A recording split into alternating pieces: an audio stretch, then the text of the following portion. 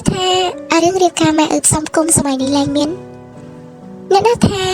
កូនប្រុសស្រីមានសេរីភាពនៅក្នុងការរើសគូជីវិត 100% ហើយ No ខ្ញុំមិនជឿទេមិនបាច់សួររកហេតុផលអីទេព្រោះខ្ញុំនឹងស្វែងបីរបស់ខ្ញុំនេះហើយជាជនរងគ្រោះស្រាប់ខ្ញុំនៅមុំម៉ៅម្ដងនៅឡើយនៅពេលដែលគិតដល់រឿងនេះនៅខាងនឹងម៉ាក់ប៉ាដែលអត្តនោមាតមិនពិគ្រោះនឹងនៅតែអន់ចិត្តមិនស្ទើរដែលសង្សារការចោលទាំងដែលខ្លួនឯងក៏ការប្តីដែរហើយសូយ៉ាណ៎ខ្ញុំប្រសាទឯងគេនៅចាំមកបងពីដោអ្នកចាត់ការទូទៅនៅក្នុងបឹងកាឡូរបស់ខ្ញុំបានមកឲ្យដំណឹងព្រោះមានភ្ញៀវសំខាន់មកពីភ្នំពេញចាបងអរគុណច្រើនខ្ញុំប្រមូលទូរស័ព្ទនិងឯកសារខ្លះពីតុដែលអង្គុយមិញនេះអ៊ំរងដើរចេញហើយក៏អូបងពីដោចាំឲ្យក្មេងៗដាក់ស្រាក្លុករសជាតិថ្មីយើងណាឲ្យតុកនឹងបថោទៅរាក់ទាក់គាត់បន្តិចណាអូខេនឹងតូចបងពីដោដែលខ្ញុំចាត់ទុកដោយបងស្រីជ្រៀតលលេងឯខ្ញុំក៏ញញឹមខ្នាញ់តបវិញទៅបំពេញភារៈជាមួយភ្ញៀវតែម្ដងល្ងាចណាស់ហើយស្វាមីក្រៅខោរបស់ខ្ញុំនៅមិនទាន់ត្រឡប់ពីចការរបស់គាត់ទៀតថ្មនេះហើយមិនទាន់មកនោះខ្ញុំនិយាយម្នាក់ឯងព្រោះងត់ទឹកចូលគេងទៅហើយគាត់នៅមិនទាន់ឃើញមកដូចរដងសោះឬមួយការងារនៅសល់ច្រើនយឺតលឿនអីមិនព្រមប្រាប់គ្នាមួយម៉ាត់ឲ្យដឹងសោះនេះចាប់មែនអូមែនហើយសូមរំលឹកបន្តិចមូលហេតុដែលខ្ញុំហៅគាត់ថាប្តីក្រៅខោព្រោះយើងទាំងពីរនៅមិនទាន់ជាប្តីប្រពន្ធពេញលេញនៅឡើយទេនិយាយឲ្យចំគឺមិនទាន់បានរួមរស់នឹងគ្នានៅឡើយទេកេងចែកក្រែគ្នាគឺគ្រាន់តែបន្លំភ្នែកចាស់ទុំកុំឲ្យគាត់អន់ចិត្តម្យ៉ាងគាត់ឲ្យសិទ្ធិនឹងគោរពការសម្រេចចិត្តរបស់ខ្ញុំណាយើងបានសន្យាជាលីលាអសរយ៉ាងអាចកំបាំងថាបើក្នុងរយៈពេល365ថ្ងៃគាត់អាចគាត់ចិត្តមិនបៀតបៀនផ្លូវកាយរបស់ខ្ញុំបាននោះខ្ញុំនឹងប្រងប្រកល់ទាំងចិត្តទាំងកាយរួមរស់ជាមួយគាត់អស់មួយជីវិតតែបើមិនអាចទេខ្ញុំនឹងគាត់នឹងលែងលះគ្នាគ្មានស្ដាយស្នល់ឡើយស្ដាប់ឲ្យប្លែកណាស់មែនអត់កិច្ចសន្យាអីឡប់ក៏តែធីរិតលោកប្តីរបស់ខ្ញុំគាត់ព្រមដែរអត់យល់សោះហ្មងកំពុងគ្រវីក្បាលហួចចិត្តនឹងប្តីស្រាប់តែទូរស័ព្ទរបស់ខ្ញុំរលឡើងលោតលេខ023ជាលេខក្រុមហ៊ុនធំលេខអ្នកដែរអញ្ចេះខ្ញុំសម្រាប់ចាប់ទូរស័ព្ទមកទទួលទាំងចិត្តមិនស្រួលអាឡូនេះខ្ញុំសូរិយាកំពុងនិយាយជំរាបសួរបងស្រីយើងខលចេញពីមន្ទីរពេទ្យបងឯងទៅតើបងជាភរិយារបស់លោកជាធីរិតមែនទេគ្រាន់តែលេខថាជាមន្ទីរពេទ្យថ្លើមខ្ញុំស្ទើរធ្លាក់ក្តុកដល់ដីខ្លួនប្រាណចាប់ផ្ដើមញ័រចាប់អីបញ្ជាប់ជង្គង់ផ្ដើមទន់ឈរឡើងនឹងទើបខ្ញុំប្រឹងដកនឹងហាមធំហើយសម្រួលអារម្មណ៍តបចាត្រូវហើយតើគាត់កាត់អីធ្ងន់ធ្ងរអត់លោកគ្រូប៉ែនតើគាត់មកចៃហើយពេលនេះមានអ្នកណានៅក្បែរគាត់ឬអត់មាត់រឹងមិនដែលប្រាប់ថាស្រឡាញ់សោះតាំងពីរៀបការមកប៉ុន្តែពាក្យសម្ដីទាំងនេះខ្ញុំប្រកែកមិនបានទេថាខ្ញុំពិតជាបារម្ភពីមនុស្សសំខាន់ម្នាក់នេះមែនមួយគាត់មិនធ្ងន់ធ្ងរទេគ្រាន់តែរបួសជើងគូសំតែសារម៉ូតូគីប៉ុន្តែតើបងអាចមើលទទួលគាត់បានអត់គឺយើងបានដាក់ថ្នាំស្ពឹកនិងរុំរបួសឲ្យគាត់រួចហើយគាត់អាចចេញទៅផ្ទះវិញបានយប់ហ្នឹងលើបែបនេះធូរទ្រង់បន្តិចទើបខ្ញុំប្រញាប់ចាប់អាវក្រៅសោកហើយរត់ចេញទៅយកឡានទទួលធីរិតព្រោះពេទ្យនៅមិនឆ្ងាយពីទីនេះប្រហែលទេយប់ម៉ោង8នៅខេត្តគឺបែបនេះងងឹតណាស់ហើយជាធម្មតាខ្ញុំខ្លាចណាស់មិនហ៊ានជិះចេញតែម្នាក់ឯងទេខ្លាចតែយប់នេះអត់ញញើតអីបន្តិចព្រោះតែចិត្តវាហោះទៅដល់ពេទ្យរកគេមុនបាត់ទៅហើយ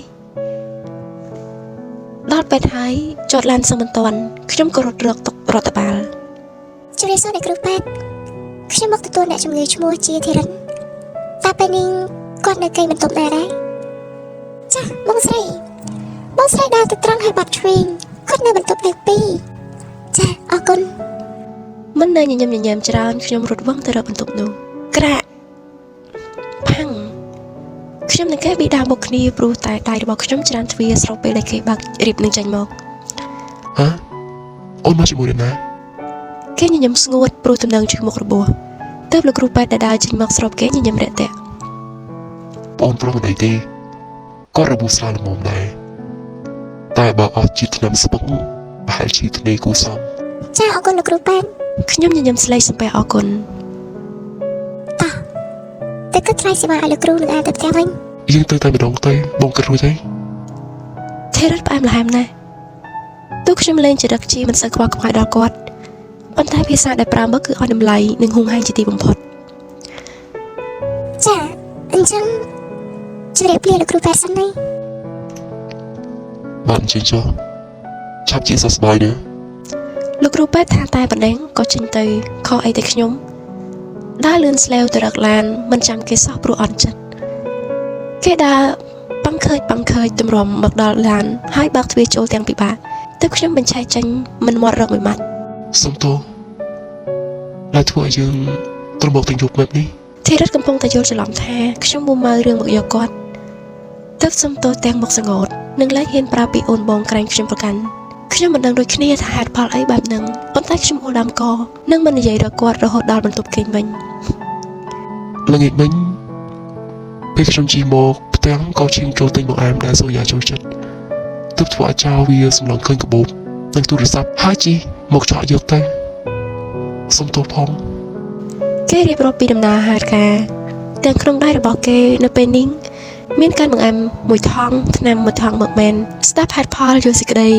ចិត្តតែបារម្ភជំរុញឲ្យខ្ញុំលែងបាយខ្នងដាក់គេហើយស្រវាយអោបគេយ៉ាងណែនយំខ្សឹកខ្សួល មនុស្សឈួតដឹងថាខ្ញុំបារម្ភពីយើងប៉ុណ្ណាទេខ្ញុំស្ទើរតែកាំងស្លាប់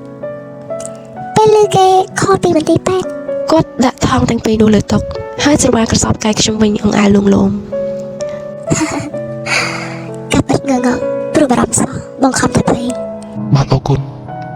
ដែលទីបំផុតអូនចេះបារម្ភពីបងហើយ អ្នកណាថាខ្ញុំគ្រាន់តែតក់ស្លាប់តិចតួចតា ខ្ញុំច្រើនគេចេញព្រោះអៀនទើបគាត់ជំនះអោបបន្ថែម អូននឹងអត់គ្រាន់តែលេចមកអូននៅទីពេទ្យបងលែងនឹងជឿហើយកាន់តែលួចសប្បាយចិត្តពេលឃើញអូនហ៊ានចេញទៅម្នាក់ឯងទទួលអ្នករបួសដូចបងទាំងទឹកមុខទេសា ចេះតែសម័យហីគ្មានទេ អូននៅបកាយដល់ណាទៀតឆាប់សារភាពថាស្រឡាញ់បងភ្លាមមកតូនបងមិនលេងរឹក ផ្ដាស់ហើយយ៉ាងហ្នឹង យើងនៅតែបន្តអោបយ៉ាងយល់ចិត្តទើបខ្ញុំស្រវាយប្រឡែដៃគេចេញនាំឲ្យគេឆាប់ចូលគេង យប់នេះខ្ញុំអនុញ្ញាតឲ្យយើងគេងលើក្រែពុកដែរ ហេតុអី គេញញឹមសួរបានចិត្ត ព្រោះតែត្រូវរបួសឲ្យគេងលើនេះក្រែងអត់ចិញ្ចៀមមកគេងនៅខាងក្រោមប្រឡាក់ប្រឡុកឈាមពេញនឹងស្អែកខ្ជិលជូតអត់ទេ ទទួលបញ្ជាហាមធ្វើអីប្រេះប៉ុណ្ណា យើងគេងហើយគឺគេត្រូវគេងផ្អៀងដើម្បីកុំឲ្យរបួសឈឺតែគេបែរជាស្ដីមកបែបនេះព្រោះខ្ញុំកំពុងតែគេងសម្លឹងគេពីក្រោយខ្នងមែនខ្ញុំក្លាហានក្រោកថាផ្ពាល់របស់គេពីក្រោយទើបស្រវាយត្រឡប់រកខ្នើយខ្លួនឯងហើយក្លុំមុខនឹងភួយចិត្តឆឹង បើភួយមកប្រព្រឹត្តបានល្មើសហើយអូនធ្វើមិនដឹងមិនលឺមិនបានទេ ខ្ញុំនៅបន្តក្លុំព្រោះកំពុងញញឹមត្រេកអរហើយអៀនជាខ្លាំង កុំធ្វើបាបបងបានទេថ្ងៃនេះជាថ្ងៃទី364ហើយសល់តែមួយថ្ងៃទៀតផុតកុងត្រាយវាន័យថាអូនស្ម័គ្រចិត្តជាភរិយាពេញសិទ្ធិរបស់បងនោះអីបងខំខត់ចិត្តមកជាយូរមិនមករករឿងបងនៅថ្ងៃចុងក្រោយបែបនេះទៅវិញ គេនិយាយមកធ្វើឲ្យខ្ញុំកាន់តែខ្លាចនឹងភាពខ្ជិលរបស់គេទើបស្ដាច់ចិត្តបើមុខចេញមកតែមិននឹកស្មានសោះថាវងភ័ក្ររបស់គេកំពុងសម្លឹងមកខ្ញុំយ៉ាងគៀកកាត់បំផុត គឺ ខ្ញុំនៅជាប់កាំងត្រឹមគឺព្រោះបេះដូងមួយនេះវាដូចជាចង់ខូចយ៉ាងមិនដឹងទើបទឹកដល់ពាក្យដែលគេនិយាយមុននេះ ប៉ុន្តែហ៊ានស្បត់អត់ថាបងមិនធ្លាប់លួចមកអោបអូនពេលអូនរសាប់អាក្រក់ហ៊ានស្បត់អត់ថាមិនធ្លាប់មកលួចថាបគេពេលគេស្វឹងហើយហ៊ានប្រកែកអត់ថាមិនអង្គុយយាមអូនពេលអូនរសេះរសើគ្រុនក្តៅ គេញញឹមលែងប្រកាយព្រោះខ្ញុំនិយាយត្រូវរឿងពេកទើបខ្ញុំទប់ចិត្តមិនបានទាញមុខដល់សានសង្ហារបស់គេមកថាបបួលមាត់ក្រហមក្រាស់នោះយ៉ាងស្និទ្ធស្នាលយើងនៅបែបនេះយ៉ាងយូរឡងយូរទើបចុះបន្តិចព្រោះគេនៅតែមិនទប់ចិត្តខ្ញុំ សន្យាបានទេថាអូនមិនរករឿងលេងលះបងនៅថ្ងៃស្អែកបើអូនពិតជាមានគម្រោងបែបនេះមែនបងសុំតែគេងទៅលើឥដ្ឋវិញ គេស្រវាដោះដៃចង់ក្រោកចេញតែខ្ញុំតែលែងខ្មាស់ក៏ជំនះអោបគេយ៉ាងណែន មនុស្សល្ងង ក្នុងកិច្ចសន្យាបានហាម5បងមិនឲ្យបៀតបៀនអូនតែយប់នេះអូនជាអ្នកប្រព្រឹត្តបទល្មើសទេតា គេហាក់ត្រេកអរណាស់ដែលយប់ដំបូងរបស់យើងខ្ញុំជាអ្នកព្រមអនុញ្ញាតមុនទើបគេផ្ដាំញញឹមថ្នាក់ថ្នមពេញដោយក្តីស្រឡាញ់សែនជ្រាលជ្រៅបំផុត